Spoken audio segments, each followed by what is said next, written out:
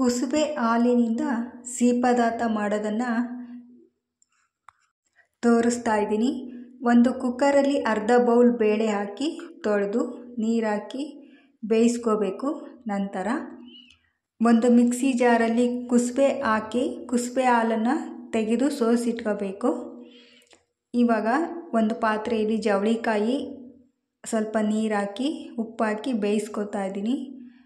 ಒಂದು ಮಿಕ್ಸಿ ಜಾರಲ್ಲಿ ಬೆಳ್ಳುಳ್ಳಿ, ಉಪ್ಪು, ಮೆಣಸು ಮತ್ತು ಒಣಮೆಣಸಿನ್ಕಾಯಿ ಹಾಕಿ ನಾನಿಲ್ಲಿ ಅಕ್ಕಿ ಬದಲು ಅಕ್ಕಿ ಪೌಡ್ರ್ ಮಾಡಿ ಇಟ್ಕೊಂಡಿದ್ದೀನಿ ಮತ್ತು ಅರಿಶಿನ ಹಾಕಿ ರುಬ್ಬಿ ಇಟ್ಕೊತಾ ಇದ್ದೀನಿ.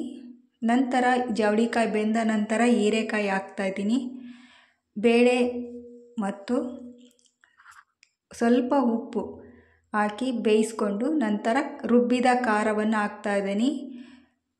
ಕೊನೆಯದಾಗಿ ಕುಸುಬೆ ಹಾಲನ್ನು ಹಾಕಿ ನಂತರ ಕುದಿಯುತ್ತಿರುವಾಗ ಕೊತ್ತಂಬರಿ ಸೊಪ್ಪನ್ನು ಹಾಕಿದರೆ ಈಗ ಕುಸುಬೆ ಹಾಲಿನ ಸಿಹಿ ಪದಾರ್ಥ ರೆಡಿಯಾಗುತ್ತೆ.